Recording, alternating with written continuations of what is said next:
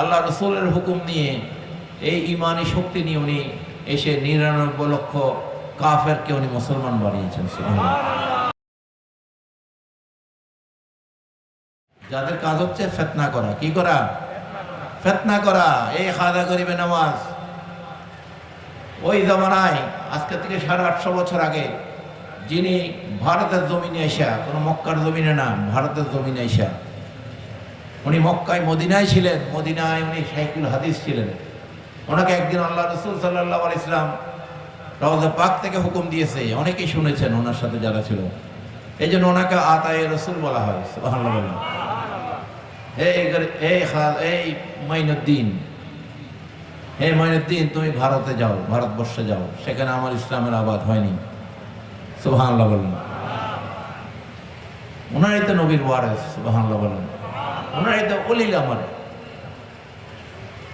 কাঠমোল্লারা যারা এই সমস্ত ফিতনা করে, তারা ১০ জন মানুষকে মুসলমান বানাইতে পারেনি, ঠিক কিনা? উনি ওই সময় আল্লাহ রসুলের হুকুম নিয়ে এই ইমানি শক্তি নিয়ে উনি এসে ৯৯ লক্ষ কাফেরকে উনি মুসলমান বানিয়েছেন।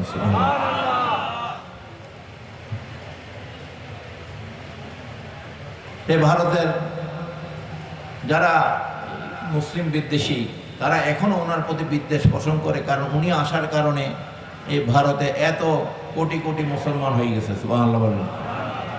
উনি ৯৯ দিয়ে শুরু করেছেন, এখন আল্লাহর রহমতে ভারতে ২৫ কোটির উপর মুসলমান। কোনো কাঠমোল্লার মাধ্যমে এটা হয়নি, ঠিক কিনা? এই জন্য জালালউদ্দিন রুমি উনি একটা কালাম আছে, ওনার বাণী আছে, যে পৃথিবীতে যত ফিতনা যেটা আল্লাহ পাক কোরআনে বলছে, আল ফিতনাতু আশাদ্দু মিনাল কতল। এই ফিতনা হচ্ছে, আল্লাহ বলছেন যে এটা কতলের চেয়ে, মানুষ হত্যার চেয়েও কঠিন অপরাধ।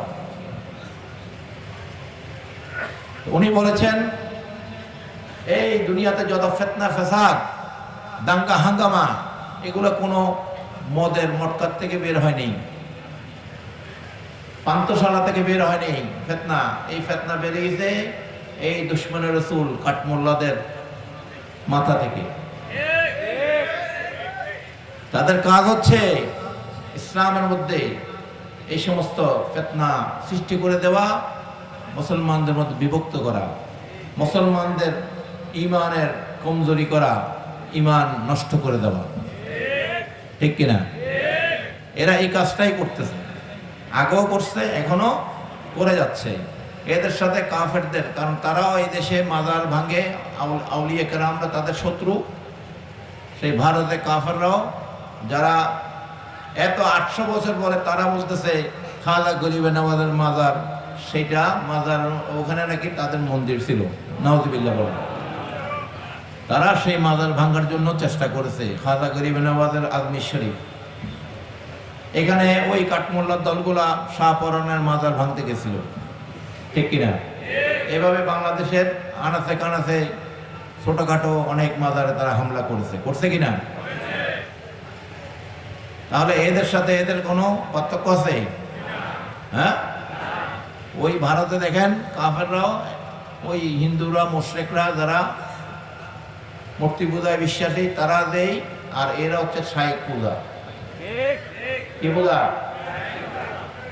দুইটাই একই পূজা, ঠিক কিনা?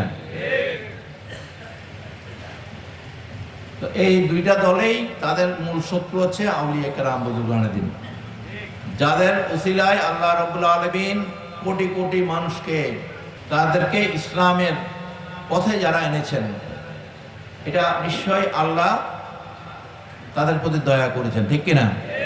পৃথিবীতে এমন নবী রাসূল আসছে যিনি একজন মানুষকে হেদায়েত করতে পারেননি।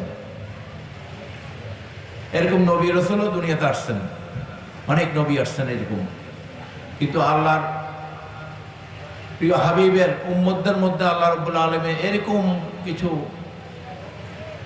আউলিয়া, গাউস, কুতুব পৃথিবীতে পাঠিয়েছেন, আলহামদুলিল্লাহ বলেন, যাদের হাতে কোটি কোটি মানুষ মুসলমান হয়েছে। গাউসুল আজম ভাই ভান্ডারী বা ভান্ডারী কেবলা আলমের হাতে লক্ষ লক্ষ মানুষ মুসলমান হয়েছে, সুবহানাল্লাহ বলেন।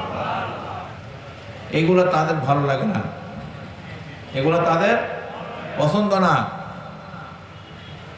এই জন্য তাদের সমস্যা হচ্ছে আউলিয়া কেরামদের খানকা মাজার এগুলাকে কি করো, আঘাত করা।